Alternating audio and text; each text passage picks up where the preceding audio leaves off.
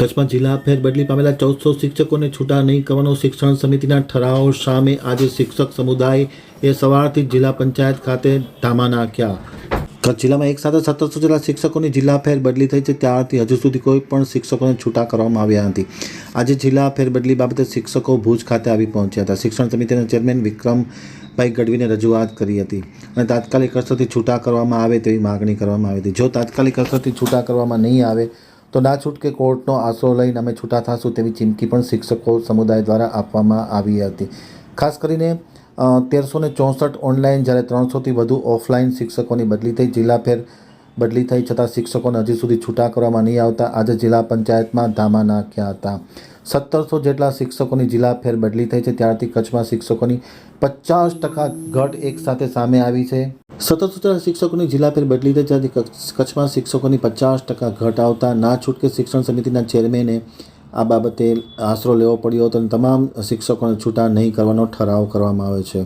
શિક્ષણ સમિતિના ઠરાવ સામે શિક્ષકોએ બાયું ચડાવી છે. તાત્કાલિક અસરથી છૂટા કરી દેવામાં આવે તેવી માગણી કરવામાં આવી છે. જો યોગ્ય નિરાકરણ નહીં આવે તો ના છૂટકે કોર્ટનો આશરો લઈ અને છૂટા થશું તેવી પણ ચીમકી આપવામાં આવી છે. જો એક સાથે આટલા શિક્ષકોને છૂટા કરવામાં આવે તો કચ્છમાં પ્રાથમિક શિક્ષણ ક્ષેત્રે શૂન્યાવકાશ સર્જાઈ જશે તેવી ભીતિ પણ ચેરમેને વ્યક્ત કરી હતી. ચેરમેને ખાસ કરીને કચ્છના શિક્ષણના હિતને ધ્યાનમાં લઈ અને શિક્ષકોને ન છૂટા કરવા તેવો ઠરાવ કર્યો છે.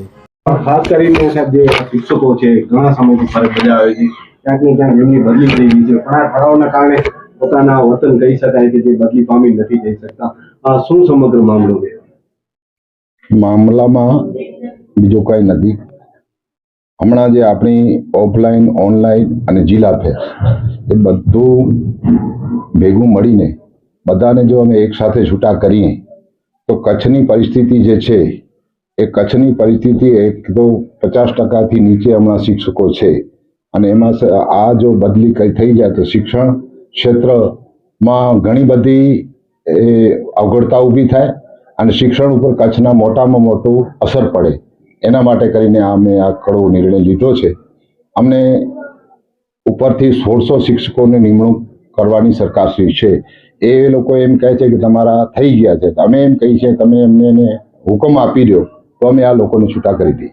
સાહેબ ખાસ કરીને જે મેકમ પ્રમાણેની વાત છે કે 50%થી જો ઉપર હોય તો શિક્ષકો બદલી પામી શકે, તો શું કહેશો એ બાબત?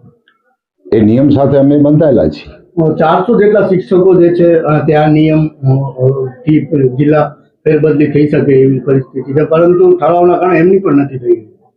ના, કેમની? 400 શિક્ષકો એવા છે કે 50% મેકમથી વધારે જગ્યાઓ ઉપર અત્યારે ફરજ બજાવી રહ્યા છે.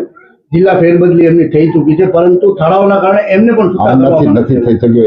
એક ઠરાવ એ હિસાબે બધા અમને અમારું એવું છે કે બધાને સાથે રાખી અને આ લોકોને ભેગી આપણે છૂટા કરી દઈશું ને વધારાના જે જિલ્લા ફેર અને જે ઓનલાઈન ઓફલાઈન થઈ છે એમને પણ સાથે અમે છૂટા કરી. જ્યાં સુધી આ ફેરબદલી કરવામાં નહીં આવે, શિક્ષકોનું કેવું છે તો કોર્ટમાં જઈને ન્યાયાલયના પણ દરવાજા ખટખટાવવું એટલું યોગ્ય છે. શું કહેવું? કોર્ટના દરવાજા ખટખટાય ત્યાં સુધીની પરિસ્થિતિ અમને નથી લાગતું કે અમે વસવા દેશું.